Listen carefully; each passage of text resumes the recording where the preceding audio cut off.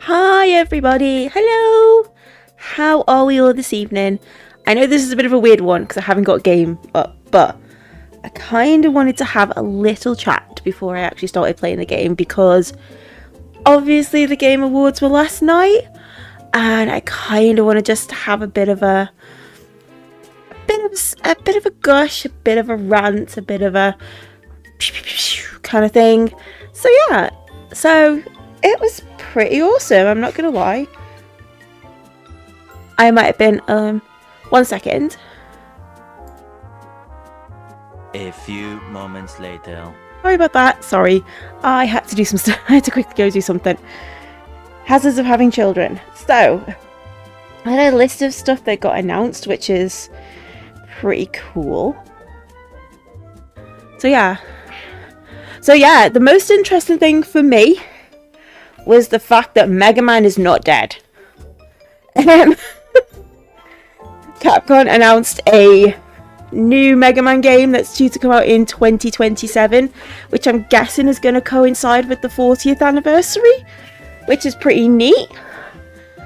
So yeah, I was just like, oh my god, I nearly started crying when I saw it because I was just like, I am a massive Mega Man fan. Like, a lot of my early days on Twitch was modding in a Mega Man specific sort of channel and doing a lot of crazy stuff Mega Man related, so made up, absolutely ecstatic over that. Then we've got, like, what else got announced? I'm trying to think. There was some gameplay from Housemarque's new game, which basically people are just calling it Returnal 2, but that's not its name, but it looked pretty cool.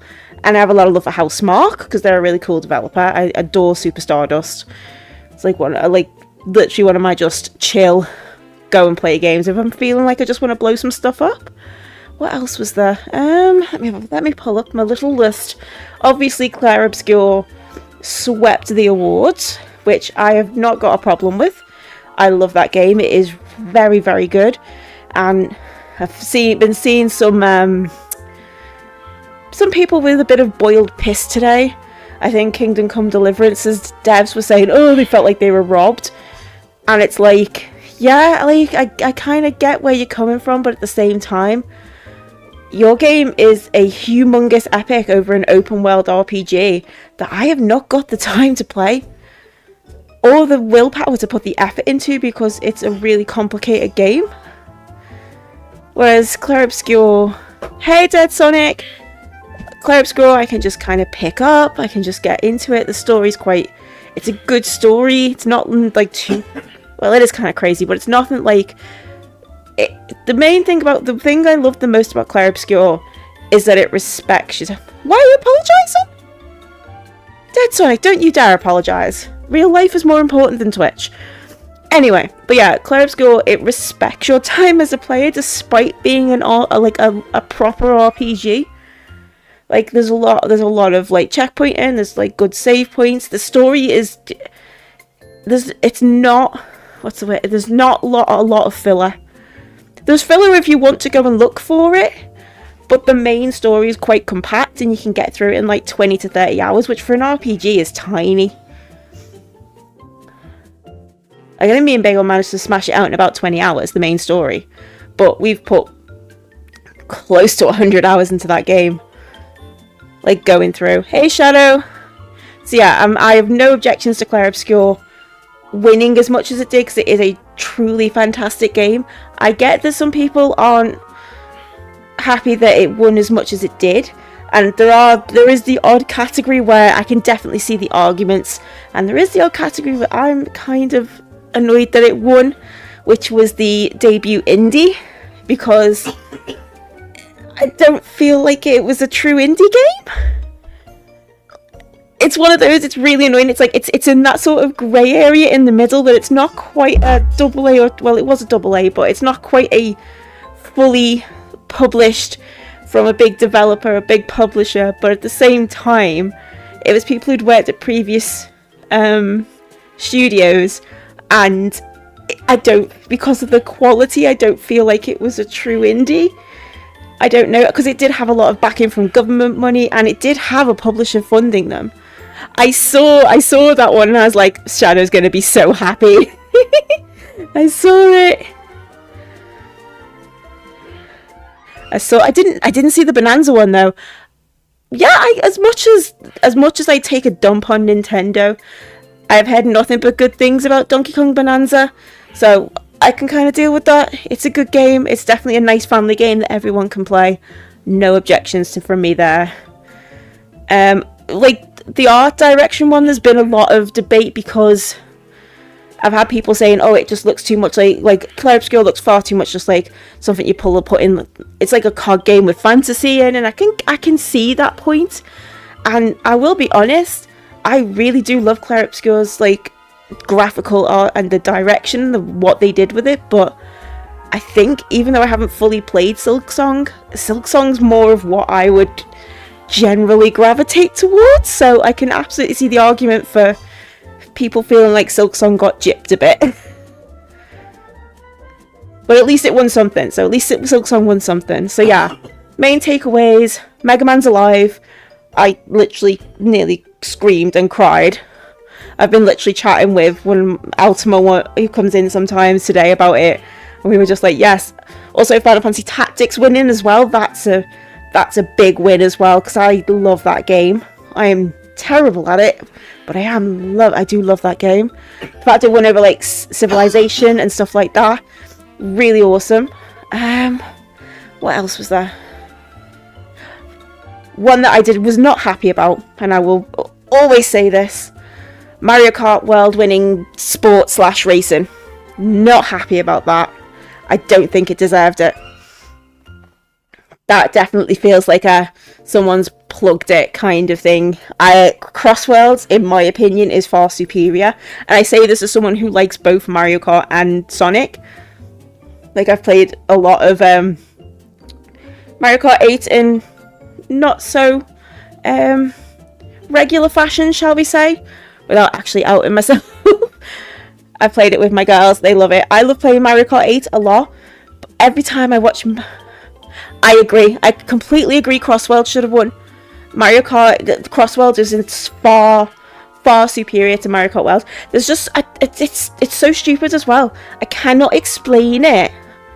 It just feels phoned in. Like I've watched people who speedruns it. Like I watch a streamer called HypnoShark. He plays Crash Team Racing, which I also love a lot. That's his main game, but he also does a lot of other like kart racery type speedruns. And when I watch him play Mario Kart World, it just feels like a phoned in game.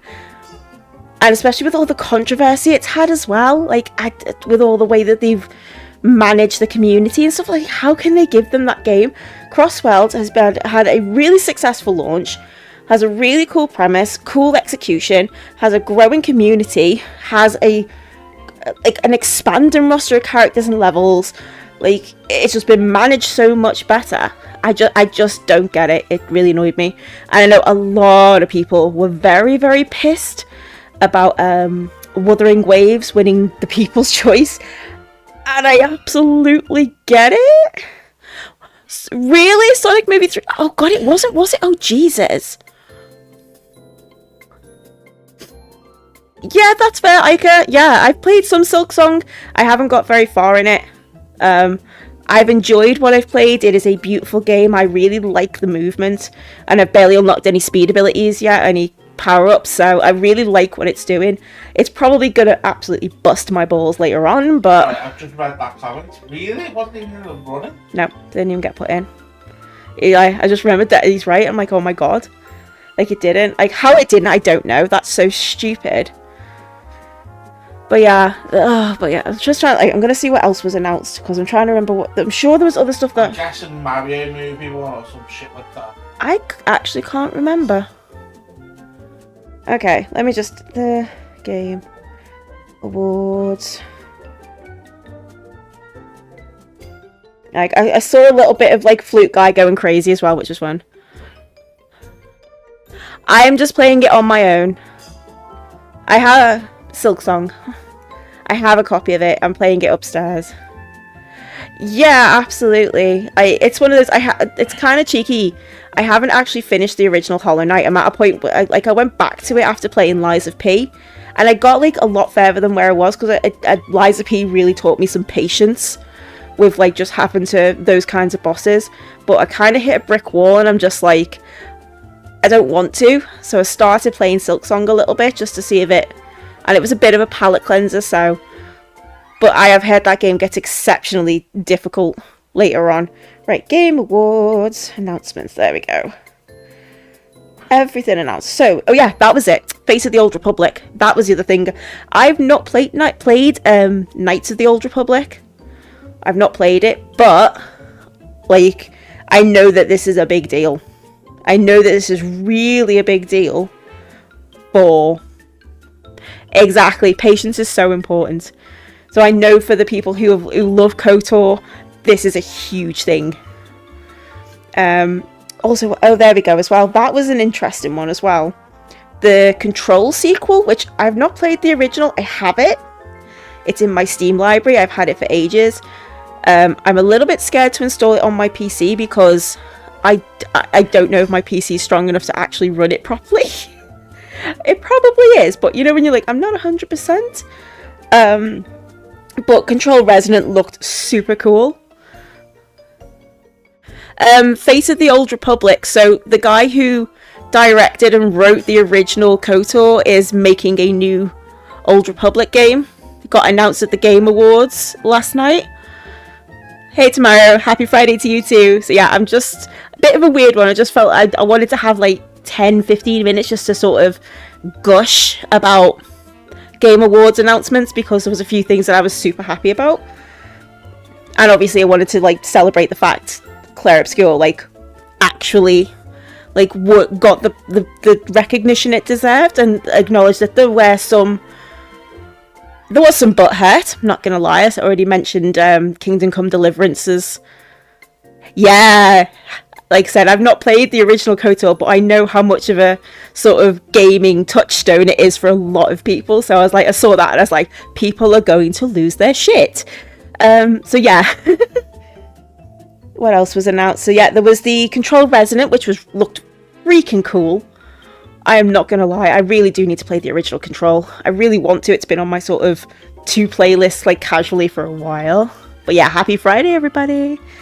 There was also, so it got leaked before that there was a new Tomb Raider game, which Face of Atlantis, which was another remake of the original.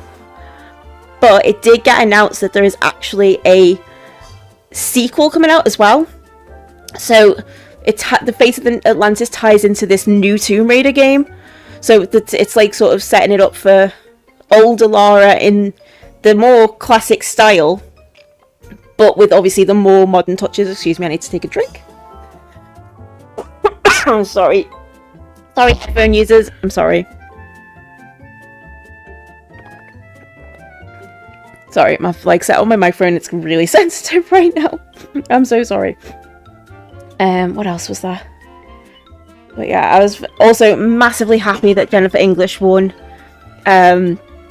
the performance, because I really like her. Like I commented on it saying that she absolutely smashed Smaell in the game, and every time I've seen her in doing like press stuff especially with Ben Starr, like they do act like brother and sister. It's really funny, and they've absolutely smashed the promotion for that game and all the interviews. What else was there? Let's have a quick little look. Oh, the weird statue finally got explained as well. So, the statue that was in like the middle of the California desert, that Jeff, whatever his name is, like I can never remember his surname, but Jeff was like promoting on social media in the run-up. Larian Games, who made Baldur's Gate 3, are making a new Divinity game, which I'm guessing that's what they worked on before they worked on Baldur's Gate, or they in between working on Baldur's Gate and then coming back to Baldur's Gate 3. So that's also a big thing, because I know there's a lot of fans of like Larian in general, especially with the way that they've handled handled the PR around them, like with how they've treated their workers and stuff. So I kind of have, well, it's very unlikely I'll ever play Baldur's Gate 3. I have a lot of respect for what they do and how they treat people, so that's always awesome. So yeah, Catalyst. Oh yeah, that was the other thing as well. It got also another one thing that got, yeah. So there's a new Baldur's Gate 3 came out, and then so Larian's now working on a new Divinity game, which is what the statue was about. And the trailer, well, the teaser trailer they put up in the game looked pretty sick. I'm not gonna lie. And the last thing, let's see, well, maybe not the last thing, but the thing under the thing was, so yeah, we had the Returnal 2 / Saros, which was from Housemarque. I like Housemarque. There was another teaser trailer for Mario. Oh, no worries, like it. Have a good night. There's another teaser trailer for the Mario movie. There was, what else was there? Obviously, Mega Man, which I am like, oh, I can completely believe that.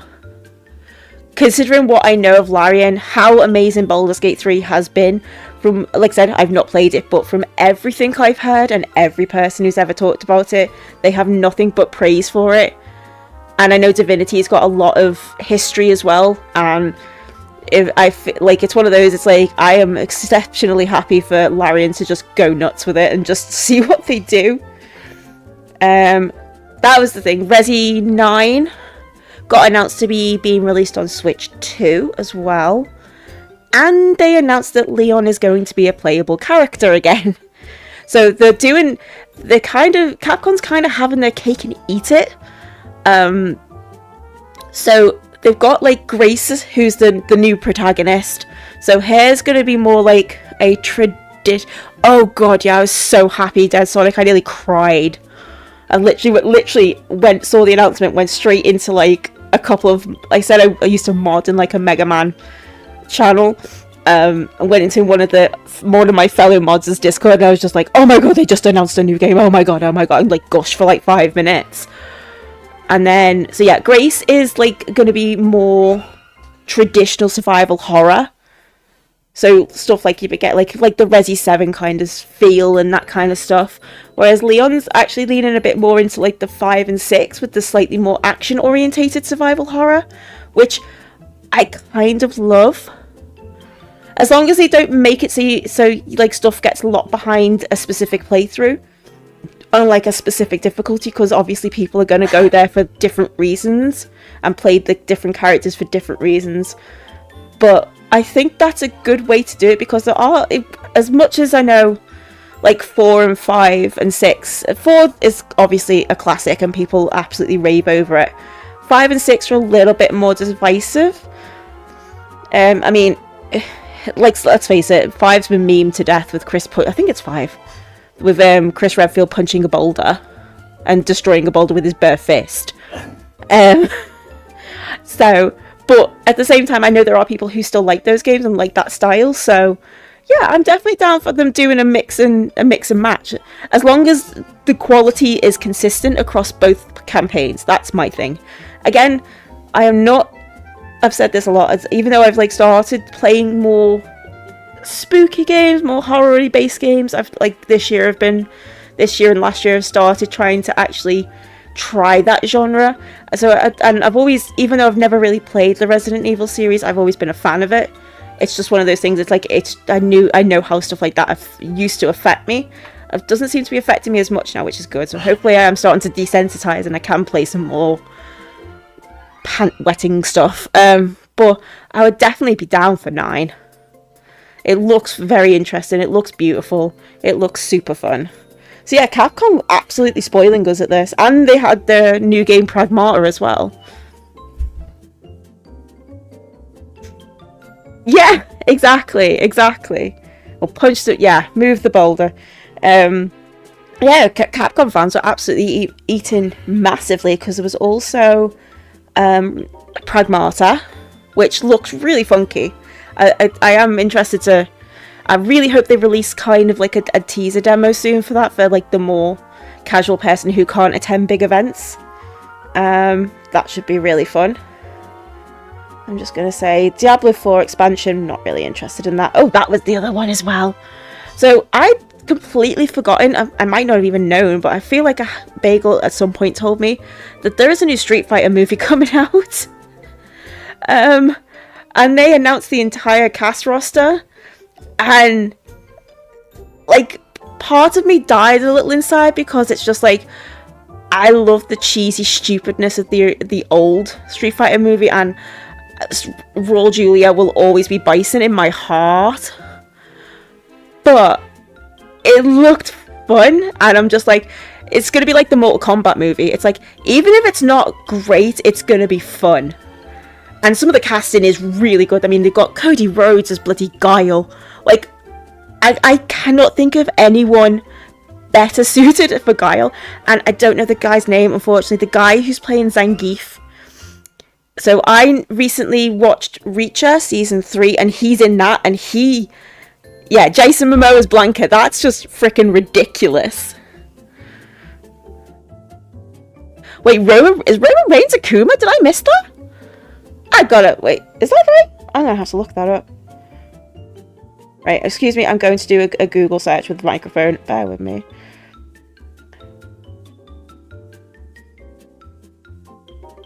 Okay. Street Fighter movie cast. Okay, so Vegeta Saskurun, Andrew Koji. Oh my god, Roman Reigns is Akuma. Holy fudge. Okay, yeah. I mean, and they've got Dan Hibiki in it, so, you know, anytime they're willing... Yeah, I didn't realise that was 50 Cent. I was admittedly, when I was watching it, it was like 3 a.m. in the morning here, and I was half asleep. But I remember seeing Cody, I remember seeing that, and I'm just looking through it now. So Oliver Richters is the guy who's playing Zangief. He is such a good fit for Zangief. He is such a good fit. Oh my god, I've just realised who's playing Bison. Oh my god, actually. So my brain's just seeing his picture, and the only thing I can remember him from is Mystery Men. Oh, that's interesting. But yeah, it's like, it looks like it's gonna be good fun. It looks like it's gonna be good fun, and I will definitely be up for watching it. I don't know whether it'll be a case of I'll go to the cinema and watch it if it comes out in the cinema, but we'll see how it goes. I think that's pretty much it, isn't it? Let's have a quick little look. Is that everything? Star Wars Galactic Racers. That could be fun. I missed that one, actually. Phantom Blade Zero finally got a release date. Yeah, I can see that. To be fair, from everything I've heard, like, Jason Momoa is just a lovely person, and he gets on with everyone he works with. So, or at least for the most part. Oh yeah, there was a new, like, Yakuza style game. A new Dungeons and Dragons RPG. I think, South of Midnight got announced to be being ported to other consoles, which I would actually be down for, because that looked really cool. And I was very, very sad that it was, like, an Xbox exclusive.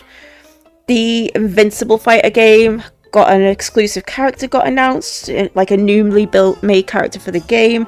And Invincible, to be fair, I'm not good at fighting games, but I like watching them, and I feel like that's going to be a very bombastic fighter when it's fully sorted.